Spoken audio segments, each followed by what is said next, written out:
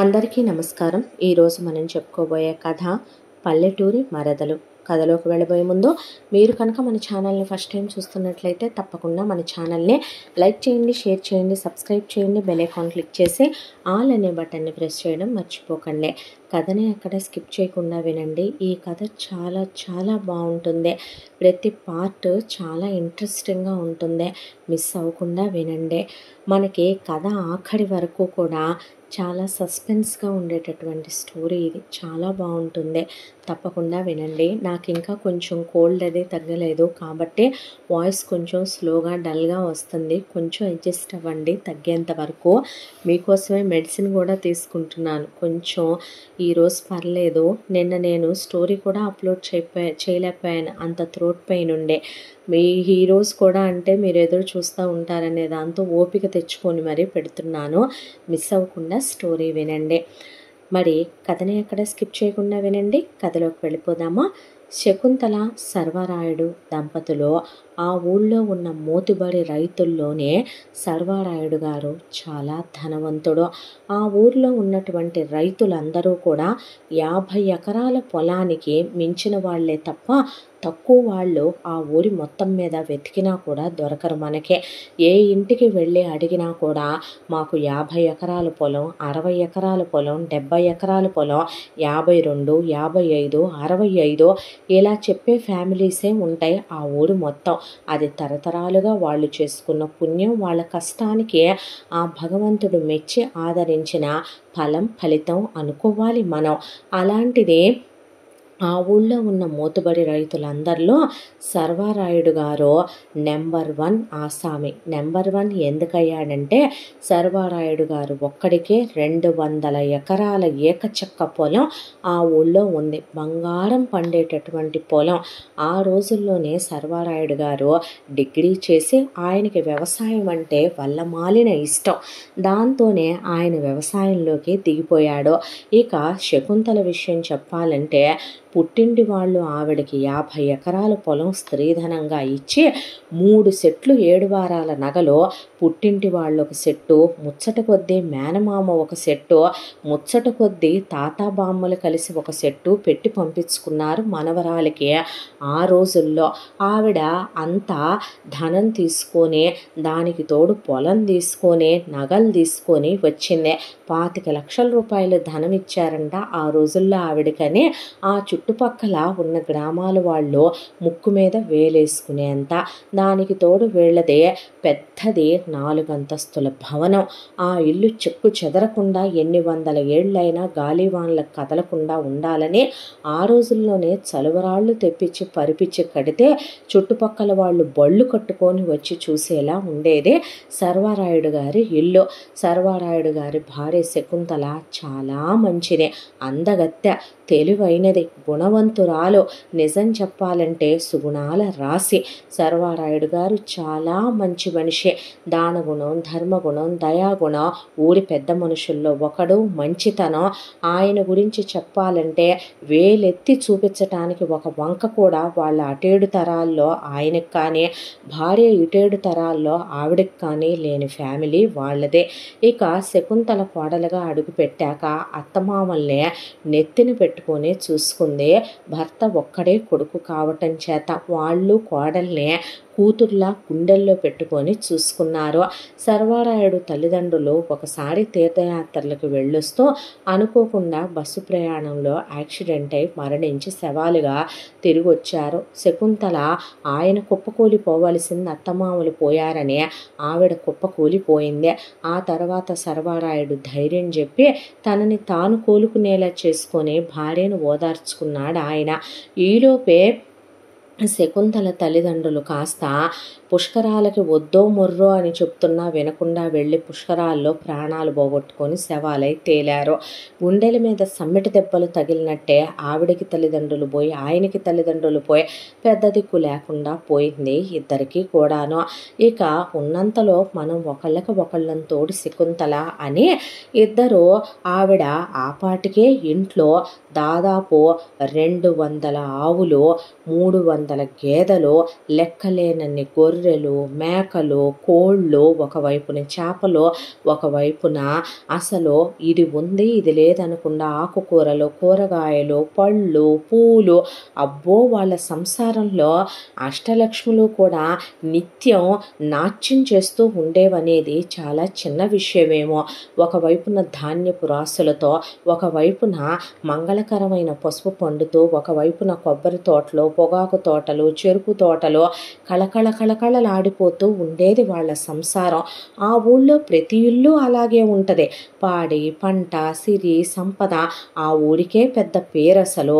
నిజం చెప్పాలంటే ఆ చుట్టుపక్కల ఏ గ్రామంలో లేనంత లక్ష్మీ కటాక్షం, సరస్వతి కటాక్షం ఆ ఊరిలో ఉన్న వాళ్ళకి మాత్రమే దేవుడు ఏ జన్మలో వాళ్ళు ఏ పుణ్యం చేసుకుంటే పోసాడో అన్నట్టే ఉంటుంది ఆ ఊరు. వీళ్ళ ఊరు అటు సిటీకి దగ్గరగా, టౌన్కి కొంచెం పక్కగా ఉంటుంది కాబట్టి వాళ్ళ పొలాలు కోట్ల రూపాయల రేట్లు పలుకుతాయి. ఇక వాళ్ళకి దేనికి లోటు ఉంది చెప్పండి? ఇంటి ముందు 2-3 కార్లు అలా పడేసి ఉంటాయి. ఇంట్లో పాలేర్లు, పనివాళ్ళు, వచ్చిపోయే చుట్టాలు. ఆ ఊళ్ళో ప్రతి ఇల్లు అలాగే సంబరాలతో అంబరాన్ని తాకుతూ ఉంటుంది. దానికి తోడు చాలా తెలివైన వాళ్ళు ఆ ఊళ్ళో వాళ్ళు. అప్పు చేయరు, తప్పు చేయరు. ఒకళ్ళ దగ్గరికి వెళ్ళి అప్పు అడగరు. ఒకళ్ళు అప్పు అడగటానికి వస్తే తిరిగి రావు అనుకునే వాళ్ళు చేయగలిగితే సహాయం చేస్తారు. లేదు అంటే గనక 1 సంవత్సరానికి సరిపడా సంబారాలు, బట్టలు ఇచ్చి పంపి ఎంతో కొంత రొక్కం ఇచ్చే వాళ్ళ ఇళ్లల్లో మాత్రం పెట్టుకోరు. ఏ వ్యాపారమో వ్యవసాయమో చేసుకొని మీ ఊరే వెళ్ళి బ్రతకమని చెప్తారు తప్ప వాళ్ళు చాలా జాగ్రత్తగా ఉంటారు. కూతుర్ని వాళ్ళు అయినింట్లోనే లేదా డబ్బున్న వాళ్ళింట్లోనే చూసిచ్చుకుంటారు. కోడల్ని మంచింట్లో నుంచే, కలిగినింట్లో నుంచే అన్ని విధాలుగా ఉత్తమురాలైన పిల్లని వెతికి మరీ తెచ్చుకుంటారు. కాబట్టి దేనికి లోటుండని జీవితాలు వాళ్ళవే. ఇలా ఉన్న శకుంతల సర్వరాయుడికి వరుసగా 3 పిల్లలు పుట్టుకొచ్చారు. పెద్దమ్మాయి పేరు భానుమతి అని పెట్టుకున్నారు. ఆ తరువాత రెండో అమ్మాయి జ్ఞానేశ్వరి అని పెట్టుకున్నారు. ఆ తరువాత కొడుకు పుట్టాడు, శ్యాంప్రసాద్ అని పెట్టుకున్నారు. భార్యాభర్తలకి పిల్లలంటే పంచ ప్రాణాలు. పిల్లల్ని చిన్నప్పటి నుంచే సంస్కారం, విలువలు, గౌరవం, మంచితనం పుణికి పుచ్చుకొని మరీ పెంచేవాళ్ళు భార్యాభర్తలు. ఎంత తప్పుడుతనం వెతికినా వంక కనపడకూడదన్నంత గౌరవాలు, విలువలతో పెంచుకొచ్చే ఆడపిల్లలకు కూడా చదువు చెప్పించాలనే దాంతో సర్వరాయుడు ఒకవైపున ఆడపిల్లల్ని కూడా స్కూలుకి పంపించి మగపిల్లాడితో సమానంగా చదివిస్తూ, మరొక వైపున శకుంతల ఆడపిల్లలకే పురాణాలని, పూజలని, దానికి తోడు వ్రతాలని, నోములని, యజ్ఞయాగాలని, మంచి మొగుడు రావటం కోసం రామాయణం చదవటం, భారతం చదవటం, భాగవతం చదవటం, నాట్యం నేర్చుకోవటం, సంగీతం నేర్చుకోవటం, వంట పని, ఇంటి పని, నలుగురు వస్తే సంస్కారంగా పలకరించటం, నలుగురికి వండి పెట్టడం, చక్కగా అన్ని పనులు చేసుకోవటం అన్నీ ఆవిడ ఒకవైపున తల్లిగా నేర్పించుకుంటూ వచ్చి, ఒక ఆడపిల్ల ఎలా ఉంటే చాలు, ఇంకేం అక్కర్లా, సాక్షాత్తు ఆ దేవత మన ఇంటికి వచ్చి కూర్చున్నట్టే అనుకున్నట్టే వాళ్ళు ఆడపిల్లల్ని పెంచుకొచ్చుకున్నారు. మగపిల్లాడిని కూడా అంతే. చిన్నప్పటి నుంచి మగపిల్లాడికి పౌరుషం ఉండాలి, మగతనం ఉండాలి, రాజసం ఉండాలి. తల్లిని, తండ్రిని, తోబుట్టువుల్ని, ఊడి వాళ్ళని, తనకన్నా పెద్దల్ని, భగవంతుణ్ణి గౌరవించాలి. భార్యకి గౌరవం, విలువ ఇవ్వాలి. భార్యని చెయ్యెత్తి కొట్టకూడదు. అత్తమామల్ని అమ్మా నాన్నల్లా చూసుకోవాలి. సంస్కారంతో ఉండాలి. బాగా చదువుకోవాలి. ప్రయోజకుడు అవ్వాలి. తనకన్నా చిన్నవాళ్ళని ఆదరించాలి. నామూషి తప్పని ఎప్పుడూ దేన్ని తిరస్కరించి ధిక్కరణగా అహంకారంతో ఉండకూడదు. దేవుడు మనకింత ఇచ్చాడంటే అదే మన మంచితనం అనుకోవాలే తప్ప అంతుందనే గర్వంతో పెట్టిరేగిపోకూడదని చెప్పి మరీ పెంచుకొచ్చుకున్నారు. ఆ తర్వాత ముందుగా పెద్దమ్మాయి భానుమతిదే డిగ్రీ అయిపోయింది. డిగ్రీ అయిపోయిన ఆడపిల్లకి ఇహ చదువు చాలు అనుకొని సర్వారాయుడు గారు సంబంధాలు వెతకటం మొదలుపెట్టాడు. అమ్మ, నీకు నచ్చిన వాడే ఈ ఇంటికి అల్లుడవుతాడు, నేను తెచ్చేవన్నీ మంచి సంబంధాలే అని ఆయన కూతురికి మాటిచ్చి, భానుమతి చాలా అందంగా ఉంటుంది, కూతురే అంత అందంగా ఉంటే అల్లుడు ఇంకెంత అందంగా ఉండాలి, దాంతో అల్లుడిని ఏరి కోరి తెచ్చుకున్నారు. అల్లుడి పేరు పరశురాం. అబ్బాయిది ఆ రోజుల్లోనే ఇంజనీరింగ్ చదువుకొని చాలా పెద్ద ఉద్యోగంలో ఉన్నాడు. దానికి తోడు అబ్బాయి వాళ్ళు బాగా ధనవంతులు, స్థిరచరాస్తులు ఉన్నవాళ్ళు. పిల్లాడు అందానికి అందాల రాశి, దానికి తోడు చాలా మంచివాడు, ఏ చెడు అలవాట్లు లేవు అసలు. ఆయనన్నీ ఎంక్వైరీ చేసుకొని పెళ్లి చూపులకి రమ్మనమని ఆ రోజుల్లోనే భానుమతిని పరశురాంని మాట్లాడుకోమని అంటే, వియ్యాల వాళ్ళు మా కట్నాలు వద్దన్నయ్య గారు, మీ అమ్మాయినిచ్చి చేస్తే చాలు, మీ ఇంటికి మా అబ్బాయి అల్లుడైతే చాలనుకొని ఇక్కడ దాకా వచ్చాము అని, మాకే బోలెడంత ఉందని, అబ్బాయికి అమెరికా వెళ్ళే అవకాశం కూడా వచ్చుద్ది అంటున్నాడని వాళ్ళు చెప్పిన తర్వాత అమ్మాయి అబ్బాయి మాట్లాడుకొని ఒకళ్ళకు ఒకళ్ళు నచ్చేసామని చెప్పుకున్న తర్వాత, మీరు అడిగినా అడక్కపోయినా నమ్మా, నేను నా వరకు మాత్రం ఘనంగానే అమ్మాయికి నిశ్చితార్థ వేడుకలు జరిపిస్తాను. పెళ్ళి మీరు చేయమంటే చేస్తా, లేదన్నయ్య గారు మేమే చేసుకుంటాం, మా ఇంట్లో మా అబ్బాయి పెళ్ళి, మీరు అసలు వచ్చి అక్షింతలు వేస్తే చాలు. భలే మాటేనమ్మా, ఉన్నది నాకు 200 ఎకరాలు, కొడుక్కి 100 నా పెద్ద కూతురు భానుమతికి 50 ఎకరాలని, రెండో కూతురు జ్ఞానేశ్వరికి 50 ఎకరాలని అనుకునే ఉన్నాం. ఇకపోతే పెద్దమ్మాయికి 7 వారాల నగలు, రెండో అమ్మాయికి 7 వారాల నగలు మేము చేయించి మరీ పక్కన పెట్టాం. నా భార్య దగ్గర 3 7 వారాల సెట్లున్నాయి, కానీ రేపొద్దున మనవరాళ్ళు పుడితే ఇచ్చుకుందామని, నా భార్య పునిస్త్రీగా ఉన్నంత వరకు ఇవ్వడానికి వీల్లేదని నేనే చిన్న ఆశతో వాటిని ఆపుంచాను అని, మీకు ఏ లోటు రానివ్వనమ్మా అని చెప్పి ఆయన చాలా ఘనంగా ఆవిడ నిశ్చితార్థమే ఓ పెళ్ళంత వేడుకగా చేశారు శకుంతల సర్వారాయుడు. ఆ తర్వాత భానుమతి అత్తగారు మేం తగ్గుతామా అని వాళ్ళు కోడలికి ఒకవైపున వాళ్ళు ఇంకో 7 వారాల నగలు సెట్టు పెట్టుకొని కొడుక్కి కోడలికి ధూమ్ ధామ్గా పెళ్లి జరిపించారు. ఆ తర్వాత మొదటి రాత్రులు అవి అయిపోయి 16 రోజులు పండగలు అయిపోయాయి. ముందు భానుమతి సిటీలో సంసారం పెట్టుకుంది పరశురాంతో. ఆ తర్వాత భానుమతి భర్తకి అమెరికా వెళ్ళే అవకాశం వచ్చింది. ఇలా వెళుతున్నామని చెప్పేసరికి పెద్ద కూతురు ప్రేమాభిమానాలతో పెంచుకున్నామయ్యా, జాగ్రత్త అని చెప్పి, ఎందుకురా దేశం కాని దేశం, ఇక్కడ పొలం వ్యవసాయం చేసుకోమంటే ఎనడు, 100 ఎకరాల పొలాలున్నాయి, దానికి తోడు ఉద్యోగం ఉండే, ఎందుకురా అంటే అక్కడికి వెళ్ళాలనేది ఆయన ఆశ, ఆవిడ ఆశ కూడా. దాంతో విదేశాలు చూడాలనే ముచ్చటతో వెళతామన్నారు ఇద్దరు. సరే పిల్లల ఇష్టం కాదంటం ఎందుకని భానుమతిని పరశురాంని అన్ని ఏర్పాట్లు చేసి అక్కడ ఇల్లు కొనుక్కోమని, పరశురాం తండ్రి అక్కడ కారు కొనుక్కోమని డబ్బులు ఇచ్చి, ఒకవైపున కోడలికి ఇక్కడి నుంచి వాళ్ళు పంపుకోవాల్సినే, ఇక అన్నీ ఇచ్చుకొని వాళ్ళే శకుంతలని సర్వారాయుడిని పెళ్లిలో ఏమంటా పెట్టారో, పుట్టింటి మీద పడి దోచుకురమ్మనమనే అత్తమామలు కాదు వాళ్ళు. ఆవిడకి ఆయన 50 ఎకరాలు పెడతానన్నాడంతే.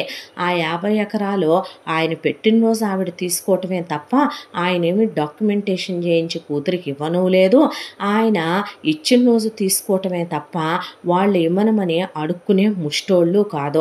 కాబట్టి భానుమతి పరశురాంతో అమెరికాకి ఎగిరి వెళ్ళిపోయింది.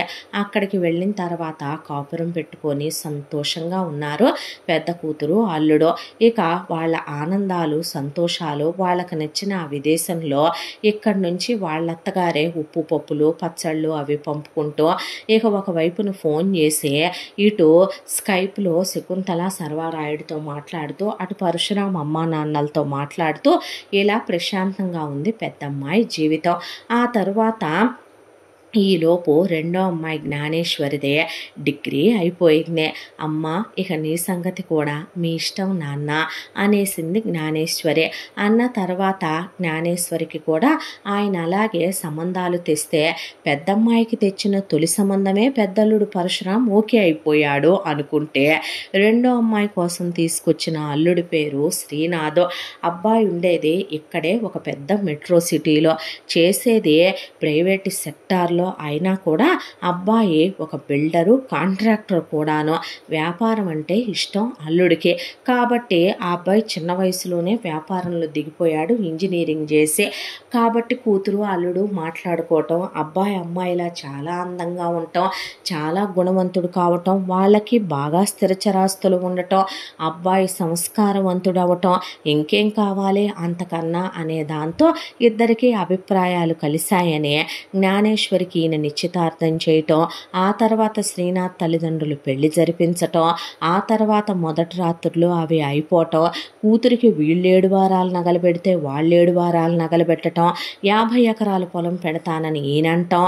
ఆ తర్వాత అన్నీ జరిగిపోయి జ్ఞానేశ్వరి పెళ్లికి భానుమతి వచ్చుద్ది అనుకుంటే వచ్చి పరశురాముని తీసుకొని 15 రోజుల్లోనే తిరిగి వెళ్ళిపోయింది. అమెరికాలో భర్తకేదో అర్జెంట్ పని ఉంది అని. ఆ తర్వాత జ్ఞానేశ్వరి సిటీకి వెళ్ళిపోయి మొగుడుతో కాపురం పెట్టేసుకొని పచ్చగా మొగుడుతో పెళ్ళం సంతోషంగా కాపురం చేసుకుంటూ అల్లుడు వ్యాపారం చేసుకుంటూ సంతోషంగా జోడు చిలకల్లా ఏ చిన్న పొరపచ్చాలు లేకుండా రెండో కూతురు జీవితం కూడా ఆనందంగా గడిచిపోతూ, రెండో కూతురు అత్తమామలు కూడా చాలా చాలా మంచివాళ్ళు. వాళ్ళు వీళ్ళలాగానే పుట్టింటి మీద పడే కోడల్ని దోచుకురమ్మనే రకాలు కాదు. దానికి తోడు కోడళ్ళకి ఏమన్నా కావాలంటే వాళ్ళే పంపుకుంటారు. ఇక అసలు కూతురు ఫోన్ చేసి మాట్లాడటం, కూతురు నేను చాలా బాగున్నానని చెప్పటం తప్ప ఏ బాధరబంది లేదు. ఈలోపు పెద్ద కూతురు ఫోన్ చేసి నాన్న నీ కడుపుతో ఉన్నాను నాన్న అని చెప్పింది. చెబితే నీ ముదృష్టంగానో కడుపుతో ఉన్నానని ఫోన్లో చెప్తావేమే, రామ్మ సీమంతం చేసి పురుడు పోస్తాం అంటే వద్దులే ఆయన ఇక్కడే చూసుకుంటానంటున్నారు, ఇక్కడే ఖరీదైన హాస్పిటళ్ళు ఉన్నాయంటే భానుమతి అత్తామామలు ఇదేం పోయే కాలం రా మీకు, అమెరికా నచ్చిందన్నారని పంపాం కానీ మమ్మల్ని కాదని అక్కడే తగలడతారా ఏమిట్రా, ఇక్కడికి వస్తే కోడలు నిండు కడుపుతో తిరిగితే చూడాలని ఉండదు అనేసరికి ఫోటోలు పంపుతానని అల్లుడు అక్కడే మేము బేబీ షవర్లు అవి చేసుకుంటామంటే తిట్టిపోసి ఇక్కడి నుంచి సీమంతాలు చేయించుకోమని నగల సెట్లును చీరలు అవి కొని తినటానికి అవని ఇవని వండి పంపించారు పుట్టింటి వాళ్ళు అత్తింటి వాళ్ళు. 10 నెలల తర్వాత భానుమతి ప్రసవించి పాపని కని పాప పేరు సౌందర్య అని పెట్టుకున్నామని ఫోటోలు పెట్టింది.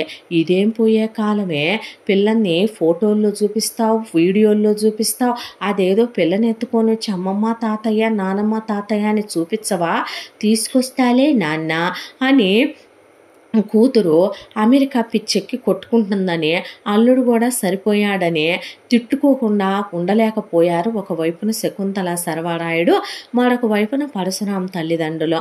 ఆ తర్వాత కొంతకాలానికి ఇటువైపున భానుమతి గర్భవతి అయ్యింది. మళ్ళీ అయ్యే నాన్న నేను మళ్ళీ కడుపుతో ఉన్నా అని చెప్పేసరికి ఈసారి కూడా రావేమే అనేసరికి లేదు ఇక్కడే ఉంటాను నాన్న అనేసరికి నీకు ఇదేమి ఎర్రిబాగోతమే అనేసరికి అది కాదు డాడీ నీకంత ఒళ్ళు బలిసిపోయిందే, నాన్న అనే దగ్గర నుంచి డాడీ అనే దగ్గరికి వెళ్ళిపోయి ఏందే ఆ జీన్స్ ప్యాంట్లు ఏంది ఆ టీషర్ట్లు ఏంది అట్టాగే నా అల్లుడు పెంచాను అనేపాటికి ఒరే కొడక మూతి మీద మీసాలు ఏం చేసావురా నాన్న అది ఫ్యాషన్ ఇక్కడ అనేపాటికి ఒరే అలా మూతి మీద మీసాలు తీసేస్తే మగాడిని ఏమంటారో తెలుసా నాన్న ప్లీజ్ అనేసరికి బృహన్నల ఎదవా అంటే మా అయ్య అలా అనొద్దు మీరు అన్న తర్వాత సరిపోయారు దొందే అని ఒకవైపున వాళ్ళు ఇక్కడి నుంచి మొదటి కాన్పుకు పంపినట్టే అన్ని సంబారాలు పంపేలోపు రెండో అమ్మాయి జ్ఞానేశ్వరి నేను కడుపుతో ఉన్నాను నాన్న అని ఫోన్ చేసింది. సరిపోయింది పో, పెద్దదానికేమో 6వ నెల, దీనికేమో 3వ నెల అంట. సరిపోయారు. ఏ తల్లా నువ్వన్నా వస్తున్నావా, మీ అక్కలాగానే రావేమే అన్న తర్వాత వస్తాను నాన్న అని ఆ అమ్మాయి మాత్రం వచ్చి సీమంతం, పుట్టింటి సీమంతం, అత్తింటి సీమంతం చేయించుకున్నాక ఫస్ట్ భానుమతికే డెలివరీ అయి బాబు పుట్టాడు. పిల్లాడి పేరు మాధవ్ అని పెట్టుకొని పిల్లాడి ఫోటోలు పంపించింది ఇండియాకి. తిట్టకుండా తిట్టిపోశారు వీళ్ళు. జ్ఞానేశ్వరికి కూడా 9 నెలల తర్వాత కొడుకే పుట్టాడు. పిల్లాడి పేరు సుధాకర్ అని పెట్టుకుంది జ్ఞానేశ్వరి. సరిపోయారు. దొందే అక్క చెల్లెళ్ళు ఇద్దరూను అన్న తర్వాత నాన్న అక్కని నేను రావద్దన్నానా నాన్న అనేసరికి సాల్లే ఊరుకోవే, నీ మొగుడు నువ్వేమైనా తక్కువ తిన్నారా, సీమంతాల వరకు వచ్చి 5వ నెల పుట్టింటి సీమంతం, 7వ నెల అత్తింటి సీమంతం చేయించుకొని సిటీలు బాగా మరిగి నా మొగుడిని వదిలి ఉండలేనని 9వ నెల పురిటికి వస్తానని కానీ ఎంత బాగా పిల్లాడిని తీసుకొని వచ్చావు మాకు చూపిద్దామని దొంగ మొహందాన అనేశారు. ఆ తర్వాత నేను అనుకున్నానా అమ్మ పురుడు వస్తుందని, అప్పుడు 1 నెల ముందే రావాలేమో కదా అల్లుడు అనేసరికి రెండో అల్లుడు పెళ్ళాన్ని వదిలిపెట్టి ఉండలేక ఈ ఎద ఒప్పుకోళ్లే బావగారు అన్నారు శ్రీనాథ్ వాళ్ళ అమ్మ నాన్న. అంత అన్యోన్యంగా ఉండటం ఆనందకరమైన విషయమేగా నవ్వుకొని ఊరుకున్నారు వాళ్ళు. ఆ తర్వాత రోజులు ఇలా గడిచిపోతూ ఈలోపు కొడుకు శ్యామ్ ప్రసాద్ది పీజీ అయిపోయింది. కొడుక్కి రెండో కూతురు ఉన్న ఊళ్ళోనే పెద్ద ఉద్యోగం వచ్చింది. సంతోషం. ప్రైవేట్ ఉద్యోగమే అయినప్పటికీ మంచి జీతంతో కొడుకు ఆ రోజుల్లోనే ఎంటెక్ చేశాడు. దానికి తోడు బాగా వాల్యూ ఉండటం ఒకటి, పెద్ద యూనివర్సిటీలో చదువుకోవటం ఒకటి, కొడుకు పెద్ద జీతంతో ఉద్యోగం వచ్చింది. ఏరా ఎవరినైనా ప్రేమించావా? చచ్చా లేదు నాన్నగారు అన్నాక బంగారు తల్లి లాంటి ఒక కోడల్ని చూసి కోడలికి వాళ్ళు 7 వారాల నగలు పెట్టుకొని వాళ్ళు ఒకవైపున కోడలికి 50 ఎకరాల పొలం పెట్టి కోడలు పుట్టింటి వాళ్ళు వీళ్ళకేమాత్రం తగ్గకుండా వాళ్ళు భారీగా నిశ్చితార్థం చేస్తే ఒక్కగానొక్క కొడుకు పెళ్ళి ఊరు వాడ ఏకం చేసి మరీ చేస్తూ పెద్దదానా నువ్వు రావేమే అంటే, నాన్న ఇక్కడ పరిస్థితులు బాగాలేదు నాన్న, ఫ్లైట్ టికెట్లు దొరకట్లేదు తిట్టబాకు అని భానుమతి ఫోన్ చేస్తే, నీ ముదరష్టపుతాన పిల్లలు కడుపుతో ఉన్ననాడు రాకుండా, పిల్లలు పుట్టినాడు రాకుండా, తమ్ముడు పెళ్ళి రాకుండా, చెల్లెలు కన్నదన్నప్పుడు రాకుండా ఏం చేసి చావటానికే నువ్వు అక్కడ అనేలోపు బావగారు కొంచెం ఆ కంప్యూటర్ ఇటు తిప్పండి అనే పరశురాం వాళ్ళ అమ్మా నాన్న, ఒరే పేడి సన్నాసి, పనికి మాల సన్నాసి, అసలు నిన్ను ఇక్కడ గేదెల దగ్గర తొక్కేయకుండా, పొలంలో తొక్కేయకుండా నిన్ను ఇంజనీరింగ్ చదివిచ్చాను చూసావా ఎదవన్నాడు ఎదవ, నిన్ను అమెరికా పంపాను చూసావు పనికి మాల సన్నాసి, ఇక్కడి నుంచి వెళ్ళాక కోడల ఆంటీ అంకుల్లోకి దిగింది, డ్రెస్సులు జీన్సులు టీషర్ట్లలోకి అప్డేట్ అయింది, జుట్టు కత్తిరించుకొని పెర్రల కిందకు ఉండేటటువంటి జడను కాస్త నడికొప్పులోకి కోయించేసింది. ఇక నువ్వు చూస్తే ఇలా తయారయ్యామని పరశురాం వాళ్ళ అమ్మ ఒకవైపున, వాడికి అలా ఒళ్ళు బలిసిందని పరశురాం వాళ్ళ నాన్న ఒకవైపున మొదలుపెట్టి తిట్టకుండా తిట్టారు.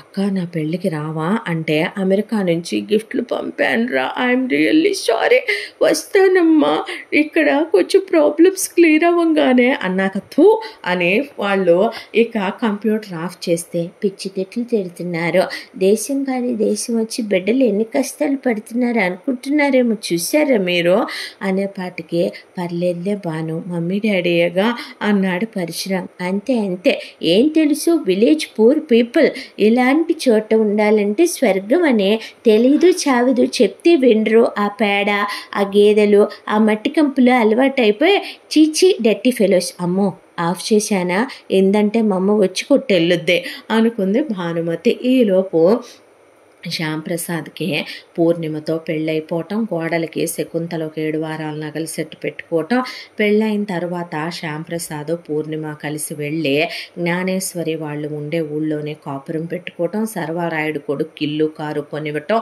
ఆ తర్వాత అన్నీ జరిగిపోయినాయి. ఈలోపు భానుమతి కొడుక్కి 2 ఏళ్ళు, జ్ఞానేశ్వరి కొడుక్కి 2 ఏళ్ళు ఉన్నప్పుడు పూర్ణిమ గర్భవతి అయ్యింది. గర్భవతి అయ్యి 10 నెలల తర్వాత పూర్ణిమ పూర్ణిమ డెలివరీ అయ్యి పాపని ప్రసవించింది. రాధ అని పెట్టుకున్నారు పాప పేరు. చూడటానికి ముద్దులొలికే మనవరాల్ని చూసి ఎత్తుకొని తెగ ఆనందపడిపోయారు శకుంతల, సర్వారాయుడు. నాసాలే వచ్చిందమ్మా నీకు, మొదటి కాన్పు రెండో కాన్పు ఆడపిల్ల పుడితే మూడో కాన్పు అందుకుంటావు మగపిల్లాడినే. మగపిల్లాడు లేదు ఏమీ లేదులే, ఇద్దరిని కానీ ఆపరేషన్ చేయించుకుంటుంది కోడలు. ఈ రోజుల్లో కూడా ఆడామగ అనేది ఏంది శకుంతల అంటే, అయ్యో నేను అందుకు అనలేదండి, మాట వరుసకు అన్నాను, ఎవరైతే ఏముందే అన్నది శకుంతల. ఆ తర్వాత ఇలా కొడుకు కోడలు కూడా కాపురం పెట్టుకున్నారు. పెట్టుకొని సంతోషంగా పిల్లతో ఆనందంగా ఉండి పాపకి 2 ఏళ్ల వయసు కూడా వచ్చింది. ఈలోపు ఇక పెద్ద కూతురు నాన్న నీకు సర్ప్రైజ్ అని ఫోన్ చేసింది. ఏంటి పనికి మాలిందానా అని అడిగితే, నేను ఇండియాకు వస్తున్నాను అని చెప్పింది. అబ్బో ఏంది నిజమే అన్న తర్వాత, గాలిపటం మీద వస్తున్నావా ఫ్లైట్ ఎక్కొస్తున్నావా అని అడిగాడు సర్వారాయుడు. జోకులు నాన్న ఇంకా జోకులు మానలేదు అన్న తర్వాత, ఈ పనికి మాలినోడు కూడా వస్తున్నాడమ్మా, నువ్వు ఒక్కదాని వస్తున్నావా? మా అయ్య ఆయన అలా అనొద్దు మీరు అన్న తర్వాత, నీకో విషయం తెలుసమ్మా, మీ ఇద్దరిది అరేంజ్డ్ మ్యారేజ్ అంటే ఎవరు నమ్మరు అన్న తర్వాత, అరేంజ్డ్ మ్యారేజ్లో లవ్ ఉండదని ఎవరు చెప్పారు?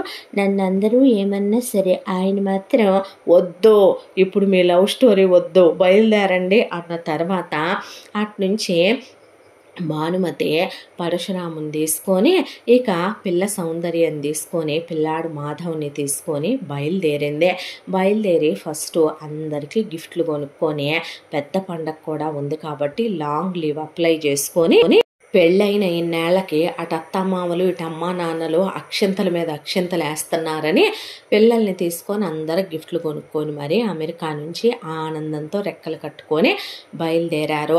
పిల్లకి 7 ఏళ్ళు, పిల్లాడికి 5 ఏళ్ల వయసు.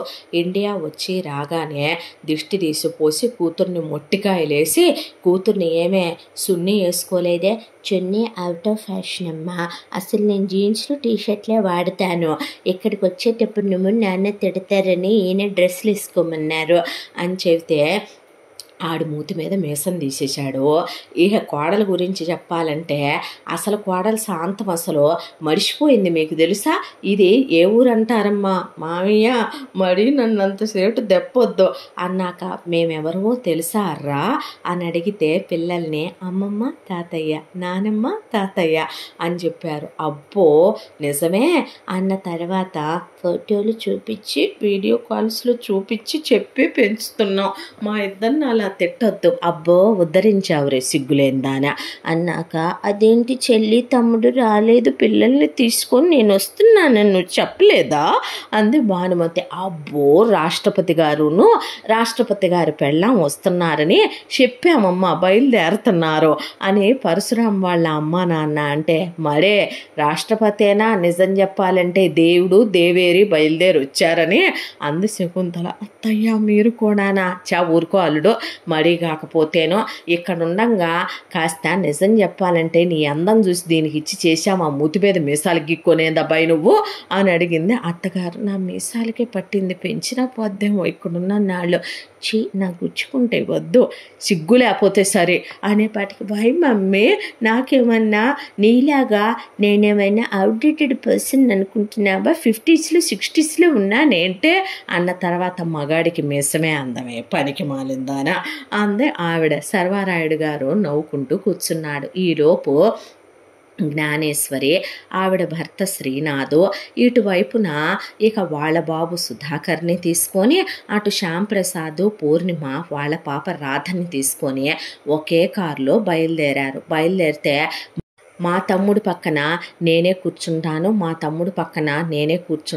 జ్ఞానేశ్వరి ఎదురుగా కూర్చుంటే ఇక వెనకాల రామ్మ చెల్లాయి అనే శ్రీనాథ్ పక్కన పూర్ణిమ కూర్చొని, ఇక శ్రీనాథ్ ఒళ్ళోనేమో బాబు సుధాకర్ని కూర్చోబెట్టుకొని, పూర్ణిమ ఒళ్ళో పాప రాధని కూర్చోబెట్టుకొని బయలుదేరుతున్నాము, అక్కయ్య వచ్చిందా అని.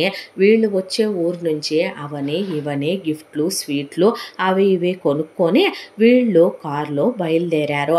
బయలుదేరి అలా ప్రయాణం చేసుకుంటూ వస్తూ మధ్యలో కాఫీ టిఫిన్లు తీసుకొని భోజనం చేసిన తర్వాత వచ్చేటప్పుడు జ్ఞానేశ్వరి బోరు కొట్టకుండా ఉండాలని కాసిన పిండి వంటలు పళ్ళవి పెట్టుకొచ్చింది. కారులో కూర్చొని అలా కమలా పండు ఒలుస్తూ తమ్ముడు పట్రా అని అలా నోట్లో పెడుతూ గబాల్న ఇటు తిరిగింది, ఏదో రోడ్డు మీద కనపడుతుందని. దాంతో శ్యాంప్రసాద్ కళ్ళకి ఆ కమలా పండు అక్క చెయ్యి అడ్డొచ్చి ఎదురుగా వచ్చే లారీ చూసుకోకుండా గుద్దటంతో ఒళ్ళో ఉన్న పిల్లలు ఎగిరి ఒక్కసారిగా కారు ఆ డోరుల్లో నుంచి వెళ్ళి పక్కకు పడిపోయారు. రోడ్డు పక్కన బాబు సుధాకర్, పాప రాధ. కానీ కారు పల్టీలు కొట్టి దాంతోనే చాలా పెద్ద యాక్సిడెంట్ అయి జనాలు చూసి వెంటనే అంబులెన్స్కి ఫోన్ చేసి హాస్పిటల్లో జాయిన్ చేశామని ఫోన్ చేసేసరికి గుండె ఆగిపోయినంత పని అయిపోయి ఒకవైపున శకుంతల, సర్వారాయుడు, భానుమతి, పరశురాం పిల్లల్ని తీసుకొని పరశురాం వాళ్ళ తల్లి తండ్రి, ఇటువైపున ఇక శ్రీనాథ్ వాళ్ళ అమ్మా నాన్న, అటువైపు నుంచి ఇక పూర్ణిమ వాళ్ళ అమ్మా నాన్న, చుట్టాలు, బంధువులు, ఊళ్ళో వాళ్ళు అందరూ బయలుదేరి వెళ్ళేసి అప్పటికే పిల్లలకి చిన్న చిన్న గాయాలై కట్లు కట్టి సెలైన్లు పెట్టి ఉంచారు. జ్ఞానేశ్వరి, పూర్ణిమ అప్పటికే పోయి ఒక అరగంట అయిందని డాక్టర్లు వాళ్ళకి తెల్ల దుప్పటి కప్పేసేపాటికే వీళ్ళకి వాక్కు రాలేదు.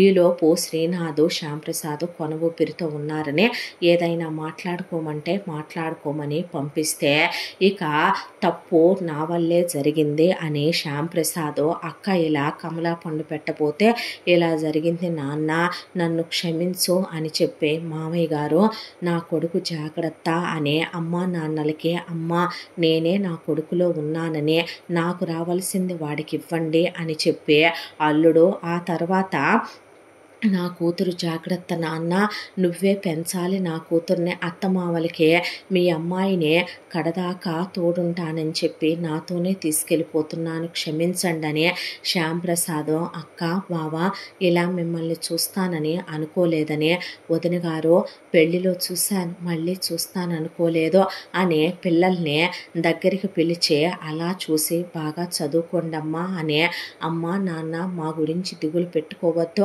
మీరు గుండె దిట్టవు చేసుకొని బ్రతకాలి, పిల్లలు మీరు జాగ్రత్త, అక్కయ్య నువ్వు జాగ్రత్త అని చెప్పి వదినగాడు జాగ్రత్త అని ప్రాణాలు వదిలేశారు.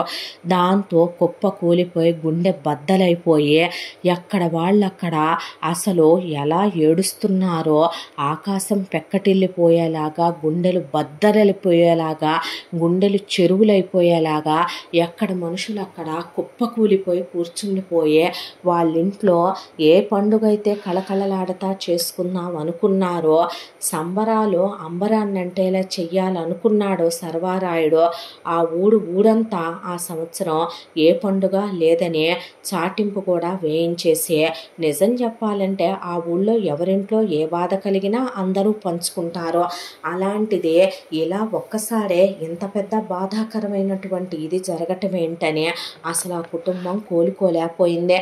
ఎందుకేనా నేను నా చెల్లెల్ని తమ్ముణ్ణి ఇలా చూడటానికి వచ్చానా అండి అనే భానుమతి దుఃఖంలో కూర్చుండిపోయింది. నిజం చెప్పాలంటే మరదలో తోడల్లుడు ఒక్కసారి బావుమరిది భార్య ఎలా పోవటం పరశురాం తీసుకోలేకపోయాడు. పిల్లలు అలా బిగుసుకుపోయారు ఒక పక్కన.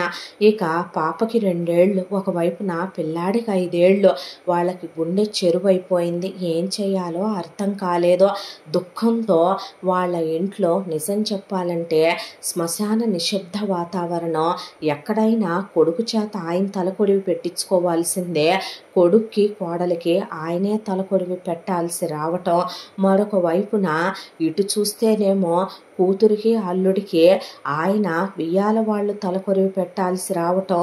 ఇదేం కర్మరా దేవుడా అని కూర్చుండిపోయి వాళ్ళ ఆత్మశాంతి పూజలు, యజ్ఞాలు, యాగాలు, హోమాలు అన్నీ చేయించిన తర్వాత దశదిన కర్మకాండలు పూర్తయిపోయాయి. ఆ తర్వాత పెద్దలందరూ కలిసి మరి పిల్లల సంగతి ఏంటి, ఏం చేద్దాం అనుకుంటున్నారు అని సమావేశం ఏర్పాటు చేశారు. ముందుగా శ్రీనాథ్ వాళ్ళ అమ్మా నాన్న మా కొడుక్కి పెట్టాల్సిందేదో మేము మా మనవడు సుధాకర్ పేరు మీద రాసేస్తాం బావగారు. కోడలి నగలు అలాగే రేపొద్దున మేము పోయిన తర్వాత రావాల్సిన స్థిరచరాస్తులు కూడా పిల్లాడి పేరు మీద పెట్టేస్తాం. వాడు ఆఖరి కోరిక అదే కదా. మా వియ్యపురాలు వియ్యంకుడు ఉన్నంత బలము శక్తి ఓపిక మూడు మాకు లేవు. మాకు వయసులు కూడా వాళ్ళకన్నా ఎక్కువ. మాకింకా కొడుకులు కూతుళ్ళు ఉన్నారు. వాళ్ళ దగ్గరికి వెళ్ళి శేష జీవితాన్ని అక్కడ గడిపేస్తాం ఆధ్యాత్మిక ధోరణిలో. కొడుకుని పోగొట్టుకున్న మాకు ఇంకా ఏ పెంపకాలు తీసుకునే శక్తి లేదు. తప్పుగా అనుకోవద్దని మా మనవి. అప్పుడప్పుడు వచ్చి మా మనవణ్ణి మేము పోయిందాకా చూసుకొని వెళతాం. తప్పుగా అనుకోకండని అక్కడికక్కడే వాళ్ళు పెట్టాల్సినవి మొత్తం పెట్టి పిల్లాడిని ఇక శకుంతల సర్వారాయుడు చేతిలో పెట్టి వీడికి అమ్మ నాన్న ఇక నుంచే అమ్మమ్మ తాతయ్య అన్నీ మీరే, మేము అప్పుడప్పుడు వచ్చి చూసి వెళతామని వాళ్ళు కన్నీళ్లతో వీడ్కోలు తీసుకొని అక్కడి నుంచి వెళ్ళిపోయారు. ఇక పూర్ణిమ వాళ్ళ అమ్మ నాన్న మేము ఏ రోజైతే మీ ఇంటికి ఇచ్చి చేశామో మీ ఇంటికి కోడలయ్యిందో అల్లుడితో సంతోషంగా ఆనందంగా కాపురం చేసుకుంటుందిలే, బిడ్డని కన్నదలే, బంగారం లాంటి అత్తిల్లు దొరికిందిలే అని ఆనందపడ్డంతసేపు పట్టలేదు. ముక్కుపచ్చలారని అల్లుడు కూతురు ఇద్దరు మనల్ని వదిలి వెళ్ళిపోయారు. ఆడపిల్లకి పెళ్లి చేసిన తరువాత ఆడపిల్లని అత్తింటి వాళ్ళ బాధ్యతే కానీ పుట్టింటి వాళ్ళ బాధ్యత అని అనుకోలేము. మాకు కొడుకులున్నారు, కోడళ్ళున్నారు. మా శేష జీవితాన్ని మేము వాళ్ళ దగ్గరే గడపాలి. మేము తీసుకెళ్ళి రాధనే పెంచేంత ఓపిక శక్తి బిడ్డను పోగొట్టుకున్న మా గుండెలకి లేదు. మరొక విషయం, మేము తీసుకెళ్ళి పెంచాలనుకున్నప్పటికీ కూడా మేము మా కొడుకుల మీద కోడళ్ళ మీద ఆధారపడాలి. మేము పూర్ణిమకి పెట్టాల్సిందే మేము ఈ క్షణమే పూర్ణిమ బిడ్డ పేరు మీద రాధ పేరు మీద రాసి ఇవ్వాల్సిన నగలవి మేము పోయిన తర్వాత పెట్టాల్సిన కాస్త కూస్తా కడసారి వాటాలు కూడా పాపకే రాసి వెళ్ళిపోతాం. పాపని ఇక నుంచి మీ కొడుకు కూతురు కాబట్టి మీరే తల్లి తండ్రి అయ్యి పెంచుకోండి. మా కూతురు బిడ్డ కాబట్టి మేము పోయేంత వరకు వచ్చి చూసి వెళ్తాం. మా కోడళ్ళు కొడుకులు వాళ్ళ బిడ్డలతో సమానంగా దాన్ని చూస్తారనే నమ్మకం మాకు లేదు, క్షమించండి అనే కన్నీళ్లతో వాళ్ళు కూడా అక్కడి నుంచి వీడ్కోలు పలికి వెళ్ళిపోయారు. రెండో కూతురికి పెట్టాలనుకున్న 50 ఎకరాల పొలం అలాగే రెండో కూతురు నగలు తిరిగి వాళ్ళ దగ్గరికే వచ్చేసాయి. ఇక కోడలికి పెట్టిన 7 వారాల నగలు కొడుక్కని ఇచ్చినటువంటి 100 ఎకరాల పొలం ఇంకా ఆయన అప్పగించకపోయినా ఆయన కిందకే వచ్చేసింది. సర్వారాయుడు శకుంతల ఒకప్పుడు ఎంతైనా కాస్త అలా సజ్జ రొట్టెలు జొన్న రొట్టెలు తినటము, చిన్నప్పుడే పెళ్లి జరగటము, ఆ తర్వాత వెంటనే పిల్లలు కలగటము, ఆరోగ్యంగా ఉన్నారు. నిజం చెప్పాలంటే వెయ్యాల వాళ్ళకన్నా వీళ్ళు శక్తివంతంగా ఉన్నారు. కాకపోతే కూతురు అల్లుడు కొడుకు కోడలు పోయారనే దిగులుతోనే ప్రస్తుతం వాళ్ళు కుంగిపోయి బాధల్లో ఉండిపోయారు. దాంతో ఇక పిల్లలిద్దరినీ ఆయన ఆవిడే దగ్గరికి తీసుకున్నారు. కష్టమో నిష్ఠూరమో వాళ్ళ మనవరాల్ని మనవణ్ణి వాళ్ళే పెంచాలి. కూతురు కొడుకు కొడుకు కూతురు చివరికి వాళ్ళ దగ్గరికి చేరుకున్నారు. అంతా దాంట్లో భానుమతి అమెరికా వెళ్ళాల్సిన సమయం వచ్చింది. నాన్న మరి నేను ఆయన్ని పిల్లల్ని తీసుకొని బయలుదేరుతున్నాను, వాళ్ళిద్దరినీ కూడా నాతో పంపించు నాన్న, వీళ్ళిద్దరితో పాటు అక్కడే చదివిస్తాను, ప్రయోజకుల్ని చేస్తాను నాన్న, సొంత తల్లిలా చూసుకుంటాను నాన్న అని అడిగింది భానుమతి. పరశురాం కూడా ఇవ్వండి మావగారు, మేము తల్లిదండ్రులమై పెంచుతాము అమెరికాకి తీసుకెళ్ళిన తర్వాత అంటే, వద్దులేయ్యా వద్దమ్మా, మాకు ఇప్పటికే వాడు లేని లోటు, చిన్న కూతురు లేని లోటు ఎవరూ తీర్చలేనిది. పిల్లల్ని చూస్తూనైనా మెల్లగా అది మర్చిపోయి మేము ఆ దిగుల్ని దిగమింగే కాలచక్ర ప్రవాహంలో ఇప్పుడు కలవకపోతే నిజంగా గుండె బద్దలై చచ్చిపోతామేమో. భగవంతుడు ఇంత శిక్ష ఒకేసారి మాకెందుకు విధించాడా అనే మేము బాధపడనే నరకం అనుభవించనే క్షణం లేదు, అది మీకు తెలుసు, కాబట్టి మీరు వెళ్ళి రండి అన్న తర్వాత పిల్లలిద్దరినీ కూడా పిల్లలు వదల్లేక సౌందర్య ఒకవైపున సుధాకర్ని తమ్ముడు జాగ్రత్తరా అని చెప్తే మాధవ్కి కూడా సుధాకరు ఓ 3 నెలలు చిన్నోడే కాబట్టి బాయ్రా అని చెప్పి ఆ తర్వాత ఇక అప్పటి వరకు రాధతో ఆడుకున్నారు కాబట్టి బాయ్ చెప్పి ఆ తర్వాత వాళ్ళు అమెరికాకి వెళ్ళిపోయిన తరువాత కాలచక్ర ప్రవాహంలో రోజులు గడిచిపోతూ శకుంతల సర్వారాయుడు ఒకవైపున ఇటు రాధని చూసుకుంటూ అటు సుధాకర్ని చూసుకుంటూ పిల్లలిద్దరి నవ్వుల్లో కేరింతల్లో పిల్లలిద్దరూ సరదాగా మాట్లాడే మాటల్లో వాళ్ళ ఆటపాటల్లో పడి మెల్లమెల్లగా ఇక కొడుకు కోడలు పోయారనే దుఃఖాన్ని, మరొక వైపున కూతురు అల్లుడు పోయారనే దుఃఖాన్ని మెల్లమెల్లగా దిగమింగుకుంటూ మామూలు మనుషులు అవుతున్నారు. అమెరికా నుంచే భానుమతి పరశురాం ఫోన్ చేస్తూ ఇటువైపున పరశురాం తల్లిదండ్రులు వచ్చి చూసి వియ్యంకుణ్ణి వియ్యపురాల్ని పలకరించి వెళుతూ ఇంకొక వైపున అటు జ్ఞానేశ్వరి అత్తమామలు మధ్యలో వచ్చి సుధాకర్ని చూసి వెళుతూ ఇటు పూర్ణిమ తల్లిదండ్రులు వచ్చి రాధని చూసి వెళుతూ ఇలా కాలచక్ర ప్రవాహంలో రోజులు గడిచిపోతూ పిల్లల్ని పక్కనే ఉన్న టౌన్కి స్కూలుకు పంపించడం మొదలుపెట్టారు. శకుంతల బాగా ఓపికగా ఉండటం, ఇంట్లో పాడి పంట ఉండటంతో పిల్లలకి మంచి తిండి పెట్టేది. సర్వారాయుడు మనవణ్ణి ఏ కాస్త టైం దొరికినా ఆయనతో పాటు పొలానికి తీసుకెళ్తూ పంచాయతీకి తీసుకెళ్తూ ఇలా మంచి చెడు అని చెప్తూ బంగారంలాగా ఆయన కూతుళ్ళని కొడుకుని ఎలా పెంచుకొచ్చారో అలాగే మంచి బుద్ధులు నేర్పిస్తూ పిల్లల్ని పెంచి పెద్ద చేయడం మొదలుపెట్టారు. ఆ తర్వాత ఇక రాధకి గ్రాండ్గా ఓణీల ఫంక్షన్ చేశారు.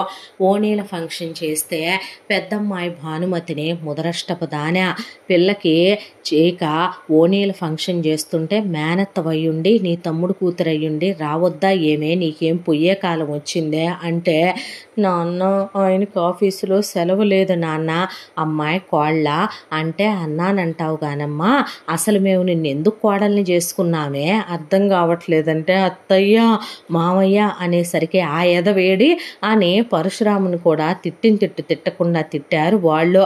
ఎట్టి పరిస్థితుల్లో వస్తామమ్మా వీలు చూసుకొని చీనోరుమై అన్న తర్వాత అలా ఇంకో 2 ఏళ్ల కాలం గడిచిపోయి పిల్లలకు అసలు తల్లి తండ్రి లేరనే లోటే లేకుండా ఒకవైపున పాపకి నానమ్మ తాతయ్యగా, బాబుకి అమ్మమ్మ తాతయ్యగా అమ్మా నాన్నలు వీళ్ళే అయ్యి ప్రాణం ఒక ఎత్తుగా పెంచుకురావటం మొదలుపెట్టారు. చిన్నప్పటి నుంచి సుధాకరు పడి చదువుతాడు. చదువు విషయంలో అసలు ఎలాంటి డైవర్షన్స్ ఉండవో, అయితే చదువు, లేదంటే గనక లైబ్రరీకి వెళ్ళటం, లేదంటే తాతయ్యతో కలిసి పొలానికి వెళ్ళటం, లేదంటే తాతయ్యతో కలిసి బజారుకి వెళ్ళటమో పంచాయతీకి వెళ్ళటమో, అంతకు మించి వేరే ప్రపంచం ఉండదు. ఇక రాధ ఒకవైపున శకుంతల దగ్గరుండి వంట పని నేర్చుకోవటం, ఇంటి పని నేర్చుకోవటం, టీవీ చూసుకోవటం, పూజలు చేసుకోవటం, గుడికి వెళ్ళటం, చుట్టుపక్కల వాళ్ళందరితో కలిసి మెలిసి కలివిడిగా ఉండటం, ఏ ఇంట్లో ఏది జరిగిందన్నా శకుంతలతో పాటు రాధ వెళ్లాల్సిందే.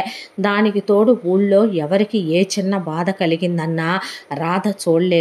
అది రోడ్డు మీద వెళ్ళేటటువంటి వీధి కుక్క కాలికి గాయమైతే ఆగి మరీ కట్టు కట్టడం దగ్గర మొదలుపెట్టి ముష్టి వాళ్ళకి బట్టలు ఇవ్వటం దగ్గర నుంచి, తిండి పెట్టడం దగ్గర నుంచి, గుళ్ళో దేవుడు పూజలు చేయటం దగ్గర నుంచి, ఎక్కడ ఎవరి గేదె ఏంతందన్నా ఆవు ఏంతందన్నా ఎవరింట్లో ఎవరు పోయారన్నా వెళ్ళి పరామర్శించి రావటం దగ్గర నుంచి, ఎవరింట్లో పిల్లలు పుట్టారన్నా కూడా సంతోషంగా వెళ్ళి ఎత్తుకొని మరి వాళ్ళని పలకరించి వచ్చుద్దే.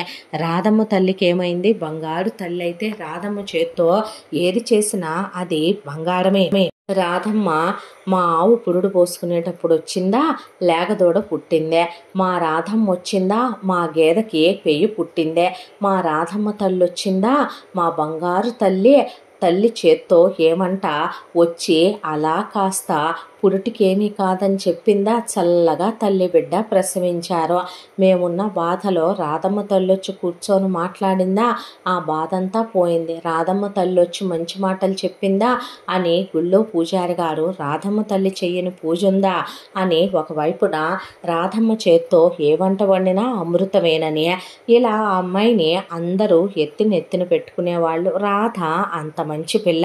సుధాకర్ నిజం చెప్పాలంటే మౌనం, ఎంత మౌనంగా ఉంటాడంటే సుధాకర్ని ఎప్పుడు వీడింత మంచోడు ఏంటో, ఇంత సైలెంట్గా ఉంటాడేంటో సర్వారాయుడు గారు అంటే ఆయన నవ్వుకునేవాడు. ఎప్పుడు చూసినా పుస్తకాలు పురిగే, గుళ్ళోకి వచ్చి కూర్చుంటాడా కాసేపు, అలా దేవుడి ధ్యానం చేసుకుంటూ అలా పుస్తకాలు చదువుకుంటూ కూర్చుంటాడు. లైబ్రరీలో పుస్తకాలే, పొలానికి వచ్చిన చెట్టు కింద కూర్చొని పుస్తకాలే, ఇంట్లో ఉన్న పుస్తకాలే, వీడు పుస్తకాలు పురిగైపోయాడు అనుకుంటూ ఉండగానే పిల్లకి 13 ఏళ్ళు వచ్చినాయి. ఇక ఒకవైపున పిల్లాడికి 15 ఏళ్ళు వచ్చినాయి. వచ్చిన తర్వాత ఏమే పనికి మాలిందానా, ఇప్పుడు కూడా రావా అమెరికా నుంచి అనే శకుంతల ఫోన్ చేసి తిడుతూ ఉండగానే ఈలోపు పరిగెత్తుకుంటూ స్కూల్ నుంచి టీచర్ అమ్మగారు రాధని తీసుకొని వచ్చిందే. ఏమైందమ్మా అంటే మీ మనవరాలు పుష్పవతి అయిందండి అనేపాటికి, ఏమే నీ తమ్ముడు కూతురు పుష్పవతి అయిందంట, మేనత్తగా ఇప్పుడు కూడా రావా, నీ కొడుక్కి పంచులు ఇచ్చేస్తామే, ఒక్కసారే నీ చెల్లెలు కొడుకు సుధాకర్కి కూడా ఇచ్చేద్దామే, నువ్వు లేకపోతే ఏం బాగుంటుంది, నువ్వు నీ మొగుడు నీ పిల్లలిద్దరినీ తీసుకొని రండే, నీ కూతురికి ఓణీలు ఇవ్వనివ్వలేదు, నీ కూతురికి పెద్ద మనిషి ఫంక్షను చేయనీయలేదు, పనికి మాలిందానా, పనిలో పని దానికి కూడా అమ్మమ్మ తాతయ్యగా మేము చెయ్యాల్సినవి చేస్తాను, తీసుకురావే, నాయనమ్మ తాతయ్యగా మేము బతికే ఉన్నామని చెప్పమ్మా వదిన అనేపాటికి, నీకు ఇదేం పోయే కాలమే అని తిడితే, వస్తున్నాను తిట్టొద్దు మీరు అని, అయినా అలాంటివన్నీ ఇక్కడ ఫారిన్లో ఏముండివమ్మా, నా కూతురికి ఓణీల ఫంక్షన్ లాంటి మేమేం చేయలేదు, కానీ మెచ్యూర్ అయిందని మేమెవరు చెప్పలేదు, అలా స్కూల్కి వెళ్ళిపోయింది, దరిద్రపు దాన, మగపిల్లాడుంటే కీడే బంతి పెట్టుకోవాలి, దీంతో పాటు దానికి కూడా జరిపిద్దాం, తీసుకురావే అని వాళ్ళు గొడవ చేసేపాటికి సరేనని ఒక 2 నెలలు సెలవు పెట్టుకొని అమెరికా నుంచే అవని ఇవని కొనుక్కొని ఇండియాకి బయలుదేరింది భానుమతి. పరశురాముని వెంట పెట్టుకొని కొడుకు మాధవ్ని, కూతురు సౌందర్యని తీసుకొచ్చిన తర్వాత అప్పటికే రాధనే మేనత్తగా, నువ్వు చేయాల్సినవి నువ్వు చేద్దువు గాని పద, ఏడేవాడు ఉరై మాధవ్ ఇట్రా, బావగదా నువ్వు వరుస అవుతావు కదా, ఉరై సుధాకర్ రారా అని చెప్పి ఆ అమ్మాయికి చేయించాల్సినవి అన్నీ ఇద్దరు పిల్లలతో చేయించారు. చేయించిన తర్వాత స్నానాలు అవి అయ్యాక ఊరువాడ ఏకమయ్యేలాగా బంతి పెట్టి ఒకవైపున మనవరాలికి పెద్ద మనిషి ఫంక్షన్ చేస్తూ, పెద్ద కూతురికి కూడా వాళ్ళ రోజున చేయలేకపోయారు కాబట్టి ఇటువైపున నానమ్మ తాతయ్య, అటువైపున అమ్మమ్మ తాతయ్య కలిసి ఆ పిల్లకు కూడా కలిపే బంతిలో బంతి కానిచ్చేస్తూ మనవాళ్ళిద్దరికీ పంచెల ఫంక్షన్ చేద్దామంటే, ఎందుకు నాన్న అవుట్డేటెడ్ అంది భానుమతి. కొడితే మొహం పగిలిపోద్ది. అది కాదు మామగారు, చారబాకలుడు అనేసరికి, నాకు ఇష్టమే అమ్మమ్మ అన్నాడు మాధవ్. వాడికి ఇష్టమేనంట, కొడితే మొహం బగలగొడతా, నోరు మొయ్ అనే శకుంతల మాధవ్ కూడా పంచెల ఫంక్షన్ జరిపించేశారు. ఫోటోలు, వీడియోలు, సంబరాలు, ఆనందాలు. కాస్త వాళ్ళ గుండెలు ఇప్పుడే జరిగిపోయిన గాయాలన్నీ మర్చిపోయి ఇటువైపున జ్ఞానేశ్వరి అత్తామావలు వాళ్ళ వైపు బంధువుల్ని కూడా పిలిచారు. అటువైపు నుంచి పూర్ణిమ తల్లిదండ్రుల్ని వాళ్ళ బంధువుల్ని కూడా పిలిచారు. అంగరంగ వైభవంగా ఫంక్షన్లు పూర్తయిపోయిన తర్వాత కొన్ని రోజులు భానుమతి పరశురాం పిల్లలతో ఇక్కడే ఉండి, ఆ తర్వాత మరి మేము బయలుదేరమా నాన్న, తగలడు, మేము ఉండమంటే ఉంటావా ముదృష్టపు దానే అన్నాక, ఒరే పేడి ఎదవా, ఇక్కడికి వచ్చి ఉండి సావచ్చు కదరా, ఇంకా ఎన్నాళ్ళు అక్కడే తగలెడతావురా అంటే, ప్లీజ్ నాన్న అనే పిల్లల్ని పెళ్ళాన్ని తీసుకొని మొత్తానికి భానుమతి పరశురాం ఇద్దరు మాధవ్ సౌందర్యం తీసుకొని అమెరికా బయలుదేరి వెళ్ళిపోయారు. ఆ తర్వాత ఇక పిల్లలు మళ్ళీ వాళ్ళ చదువుల్లో వాళ్ళు పడిపోయాక కొంతకాలానికే శ్రీనాథ్ వాళ్ళ అమ్మా నాన్న అంటే సుధాకర్ వాళ్ళ నానమ్మ తాతయ్య కాలం చేశారని తెలిసి పిల్లాడిని తీసుకెళ్లి చేయించాల్సిన క్రతువులు చేయించి తీసుకొచ్చాడు సర్వారాయుడు గారు. ఆ తర్వాత ఇటువైపున పూర్ణిమ తల్లిదండ్రులు కాలం చేశారని తెలిసి రాధని తీసుకెళ్లి అమ్మమ్మ తాతయ్యకి కడసారి వీడ్కోలు పలికించి తీసుకొచ్చారు. ఆ తరువాత కాలచక్ర ప్రవాహంలో రోజులు గడిచిపోతూ, అది పల్లెటూరు కాబట్టి ఊళ్ళో వాళ్ళంతా రాధమ్మ తొందరగా పెరిగి పెద్ద అయిపోయింది. చూసావా సుధ కూడా ఎలా పెరిగాడో. సుధాకర్కి రాధకి ముడిపెట్టేస్తే ఒకే ఇంట్లో పుట్టి పెరుగుతున్నారు కాబట్టి చదువు అయిపోయిన తర్వాత మనవడు మనవరాలు కళ్ళ ముందే ఉంటారు. శకుంతలమ్మ ఏమంటారు సర్వారాయుడు గారు అంటే, పెళ్ళిళ్ళు స్వర్గంలో నిశ్చయించబడతాయంట. మనమెవరమండి పెళ్ళిళ్ళ గురించి నిర్ణయాలు తీసుకోవటానికి? పెద్ద అయిన తర్వాత వాళ్ళిద్దరి మనసులు ఒకటే అని వాళ్ళిద్దరూ నిజం చెప్పాలంటే మాకిష్టం ఒకళ్ళనొకళ్ళని చేసుకోవటం అంటే ఎవరు కాదంటాం మేము, అది వాళ్ళిష్టం. ఒకవేళ వాళ్ళకి ఇష్టం లేకుండా మేమైతే బలవంతంగా చెయ్యాలని ఏమనుకోవటం లేదు. పిల్లల చదువులు అవ్వాలి, వాళ్ళు ఎదగాలి, వాళ్ళు మానసికంగా శారీరకంగా ఒక నిర్ణయం తీసుకుని దృఢంగా అది మాకు చెప్పగలిగిన స్వతంత్రత మేమెప్పుడు వాళ్ళ అమ్మా నాన్నలకే ఇచ్చాం, వాళ్ళకి ఇవ్వమా ఏంటి అనేసరికి నవ్వేసి వెళ్ళేవాళ్ళు ఊళ్ళో వాళ్ళు. ఈ మాటలన్నీ సుధాకరు విని వదిలేసేవాడు. కానీ రాధ మాత్రం బాగా మనసులోకి తీసేసుకొని చిన్నప్పటి నుంచి ఒకే ఇంట్లో పెరగటమో లేదంటే కనుక సుధాకర్తో ఎక్కువ చనువు ఉండటమో కలిసి ఆడుకోవటమో ఏమో కానీ సుధాకరు రాధని లంగావోణిలో చాలా బాగున్నావని, నువ్వు వంట చేస్తే ఈ వంట చాలా బాగుందని, నీ హ్యాండ్ రైటింగ్ చాలా బాగుంటుందని, నువ్వు ముగ్గు పెడితే బాగుందని, నువ్వు పూజ చేస్తుంటే చూడాలనిపిస్తుందని, నువ్వు మంత్రాలు చదివిస్తుంటే వినసొంపుగా ఉంటాయని, సుప్రభాతం చెప్తుంటే ఎంఎస్ సుబ్బలక్ష్మి గారిలా ఉంటుందని సుధాకర్ అంటమో ఏమో కానీ రాధ ముడిసిపోయే సుధాకర్ మీద నిజం చెప్పాలంటే ప్రాణానికి ప్రాణంగా ప్రేమని పెంచేసుకుంది. ఆ ప్రేమని తాతయ్య ముందు నానమ్మ ముందు చెప్పాలంటే ఎంతైనా వాళ్ళు సంస్కృతి సాంప్రదాయాలు సంస్కారం కట్టుబాట్లలో పిల్లల్ని పెంచుతున్నారు కాబట్టి బావెక్కడికి వెళ్తాడు చదువులు అయిపోయాక బావే ముందు చెప్తాడులే అనే ఆ అమ్మాయి మనసులో మాటనే ఆ అమ్మాయి మనసులోనే దాచేసుకొని సర్వారాయుడు ఆ అమ్మాయికి 7-8 ఏళ్ల వయసు ఉన్నప్పుడు అనుకుంటాను ఒక రోజున ఆయన డైరీ రాయటం చూసిందే. ఏమిటి తాత ఇది అంటే, దీన్ని డైరీ అంటారమ్మా. మన మనసులో మాటలు మన అనుకునే మనుషులకు కూడా మనం ఒక్కొక్కసారి చెప్పలేం. అలాంటప్పుడు మనం ఈ పుస్తకానికి చెప్తే మనసులో భారం తీరిపోద్ది. ఇందులో మంచి జ్ఞాపకాలు ఉంటాయి, బాధాకరమైన జ్ఞాపకాలు ఉంటాయి.